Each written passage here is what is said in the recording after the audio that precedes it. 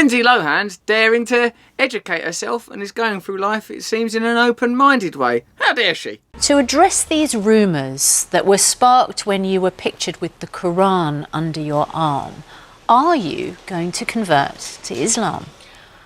I think that me studying the Quran is something that I found a solace in. I do study it. There you go, Lindsay Lohan. She's interested in Islam and is reading the Quran. Isn't it amazing that the cultural weight of negativity attached to Islam, an ancient faith that has 1.5 billion devotees in 5 continents, speaking hundreds of different languages, all manner of varieties, different strands and brands, different countries, very complex, can sort of now just be sort of like, what's next, Lindsay? You're going to blow up a synagogue? You're going to shoot a priest? Well, just reading a book. Nothing is confirmed yet, but... You read the Quran regularly, right? Yeah, I do.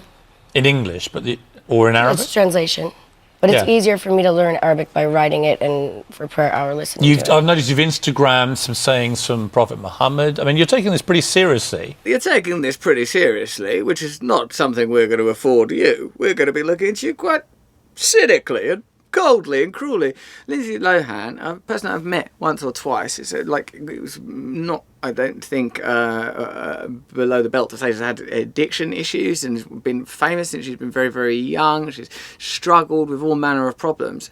And for myself as a person in recovery from addiction, a spiritual dimension to recovery is an extremely important component, and also, I would say, not open to external critique or judgment from anybody. I mean, are you in the Salam alaikum on my phone, and that Quran shot was actually from New York almost 5 years ago, or 4 years ago when I was Just there. to clarify, are you in the process? Just to clarify, that's not interesting. Can we just to clarify, by which I mean make this a bit more murky and complicated? Are you in the process of potentially converting to Islam?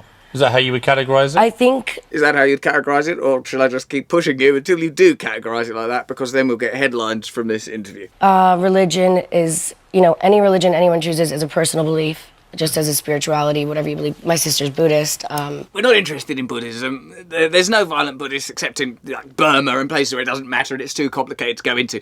What we want is for you to say something about being a Muslim, and then could you do something a bit violent? That would be perfect. If you could say I'm a Muslim now and then tip over the fruit bowl saying something religious in that Arab language that they do, that would be lovely. It's a consideration I have. Why are you reluctant to say either way? Yeah, it's almost as if you sense that we're trying to cynically manipulate this information to condemn you, undermine you, criticise you, as well as the faith of Islam. Where are you picking that up from, Lindsay? Because I don't want to speak on something that I haven't finished yet. I don't think that's right. Don't you dare! Don't you dare try to be reasonable, be mature. Don't be intellectually and spiritually inquisitive. Just be a drug addict. If you are going to be Muslim, you better be violent quite quickly afterwards, because otherwise we're going to have nothing before the break. What is it that appeals about Islam to you? As I said before, I find a solace in studying not just the Quran, other religion. I wasn't interested in that bit where you said you find solace in the Quran. I'm not interested in Sufism. I'm not interested in calligraphy. I'm not interested in beautiful mosques. I'm not interested in astronomy. I'm not interested in the many important contributions to global culture that have come from the Arabic world. I'm interested in you saying that. Look, Lindsay, let me just step here. Say this.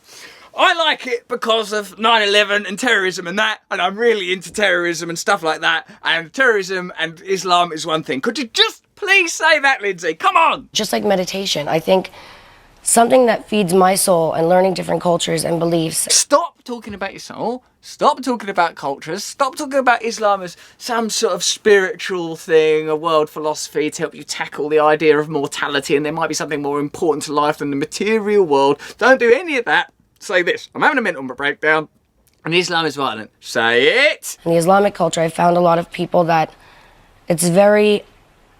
I feel like it's a family to me, a lot of my friends that are Arab. All right, Lindsay, could we settle for I'm having a mental breakdown and mental illness in Islam one thing? Could you do that for us? And they've been really good people to me, and also working with kids in Syria. It's something I want to learn the language so that I can discuss situations with them. I want to be on the same page as everyone. And when I go to Turkey and there's prayer hour, it calms me. Dear old Piers Morgan there, he's sort of loosely waiting for the opportunity to go for the kill, like that python in bloody Jungle Book. What have we here? And everything she's saying is that she's feeling a sense of connection, that she's praying, that she's feeling a connection to other people, she's feeling a connection to a higher sense in herself, connection to a higher world.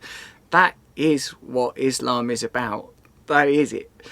The secondary narrative that Islam is a fuel for violence, that's being used by people that are in power, and even at the level of this sort of quite trite daytime TV thing, they are pushing that narrative. So I don't believe like exclusively in conspiracy theories, but here we are just watching something as innocuous and harmless as Good Morning Britain at 8:22 in the morning, and they're pushing a powerful agenda. When I was flying to New York recently, I was wearing a headscarf, and I got stopped. She opened my passport and saw Lindsay Lohan and started immediately apologizing. Madam, could you take off your headscarf? Oh, it's Lindsay Lohan. Could you just do a few lines from Herbie Goes Bananas just to really take the edge off of the scarf thing? But then said, please, but take off your headscarf. What scared me is that moment, how would another woman who doesn't feel comfortable taking off her headscarf feel?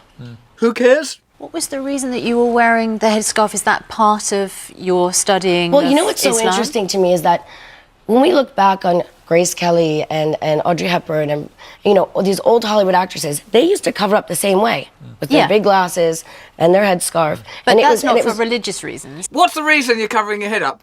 Vanity? Carry on! And you, ma'am? Oh, I've got this connection to a belief system, there's rituals that I'm going to, it's to do with history, identity, it's quite complex.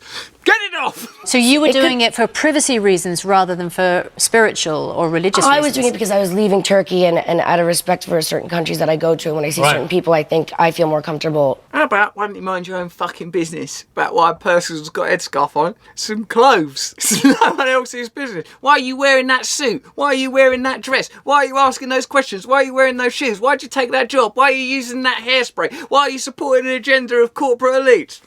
Money in it? Fair enough. Aren't you doing a news thing where you take over people's Twitter? Yes, I hack and take over your social media for 24 hours. Can you do Terrifying. it with Piers Morgan, please? Yes, You're not getting I would into love mine. to. Yeah. Yeah, Piers, you wouldn't want to be involved in hacking anybody's phone, would you? I can't think of anything more terrifying than Lindsay Lohan getting into my Twitter and tweeting. I can, Piers. I'm thinking about it right now. Oh, God. Are they still in there? Ah! Not As just me. your Twitter, your phone, Really? all of your Everything? social media. Really? Yeah. Well, there you go. Lindsay Lohan there, daring to express herself spiritually and trying to develop and evolve as a woman. I suppose my personal opinion on it, well done, Lindsay Lohan, for looking at the world in a different way and developing and evolving yourself and communicating in a way that's evidently challenging for some people. Good luck on your journey, and I suppose that shouldn't all of us encourage people to be spiritual and to reach out to one another and be a little less judgmental. Right, well, I feel like I've done a pretty good job of this episode of The Trews. I'm just doing this out of vanity reasons, so, you know, don't judge me. Thanks very much. Subscribe here if you want to.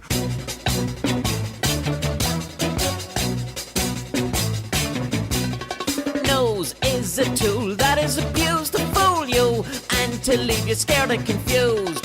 Trews is like the nose. If the nose was true, I want some trews. Let's have some trews.